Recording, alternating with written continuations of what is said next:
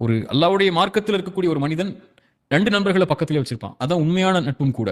ஒன்று, அந்த நண்பன் நல்ல நண்பனுக்குங்கிற அடையாளம் முதலாவது அவனுக்கு அவனுக்கு இருக்கக்கூடிய நலவுகள் அவன் சொல்றதை விட, அவன் தப்பு செஞ்சா சொல்லி காட்டுவான்.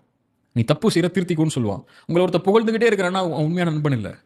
உங்க தவற சொல்றவன் மட்டும் தான் உங்களுடைய உண்மையான நண்பன். அவன நீங்க பக்கத்துல வச்சுக்கோங்க. அதான் உங்க வாழ்க்கைய அடுத்த கட்டத்துக்கு கொண்டு போகும். நீ என்ன பண்ணாலும் நல்லதாண்டா பண்ற, நல்லதாண்டா பண்ற மச்சான். நீ நீ உன்ன மாரி இருக்குமா? நீ தான்டா உன்ன தவிர யாரான்னு சொல்லிட்டு அவன் சொல்லுவான்ல. அவன் உங்க நல்ல நண்பன் இல்ல. தப்பு செய்யும்போது தப்பான பாதையில போற, இது தப்பு, இத விடு அப்படின்னு சொல்லுவான்ல. அவன தேர்ந்தெடுத்துக்கோங்க.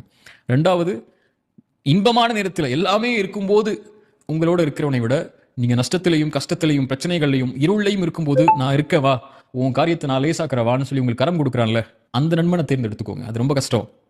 அல்லாஹ்ட்ட கேளுங்க, ரப்பிட்ட கேளுங்க. அல்லாஹ் இப்படி ஒரு நண்பனை கொடு அல்லான்னு சொல்லி அல்லாஹ் அனுப்புவான். ஸல்லல்லாஹு அலைஹி வஸல்லம் அதனால தான் நிறைய ஹதீஸ்கள்ல சொன்னாங்க. ஒரு மறுமையை தேர்ந்தெடுத்துக் கொண்டான், உலகத்தை கைவிட்டு விட்டான் அப்படின்னு சொல்லும்போது எல்லா சஹாபாக்களும் மகிழ்ச்சி அடையும் போது அபூபக்கர் அழுதாங்க. என்ன இந்த வயசானவர் அழுகிறார்னு எல்லா சஹாபாக்களும் கேலி செஞ்சாங்க. இப்போ ரசூலுல்லாஹ் சொன்னாங்க, உங்களிலேயே அதிகமாக அறிந்தவர் என் தோழர் அபூபக்கர் தான். இல்லையா? அந்த நட்பு தான். அந்த மாதிரி அல்லாஹ் எனக்கு ஒரு தோழமையை கொடு அல்லான்னு சொல்லி அல்லாஹ்விடத்துல கேட்கணும். அல்லாஹ் அந்த தோழமையை கொடுத்துட்டான்னா அதை விட பெரிய நிஅமத் எதுவும் இல்லை இந்த உலகத்துல.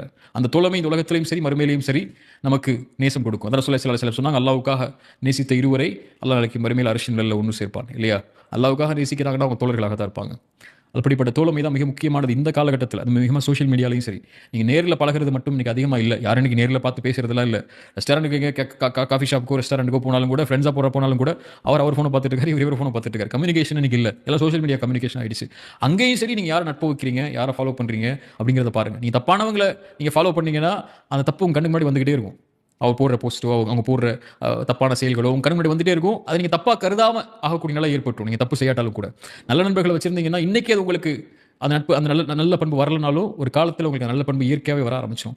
அங்கே ஃபாலோ பண்ணுறதுல இருந்தாலும் சரி, அல்லது நிகழ்காலத்தில் நம்ம நட்பு யாரை கூட வச்சுக்கூடாது இருந்தாலும் சரி, இந்த தொடர்பு இருந்தால் இந்த தொடர்பு இந்த உலகத்தில் மட்டும் முடிய போகிறது இல்லை.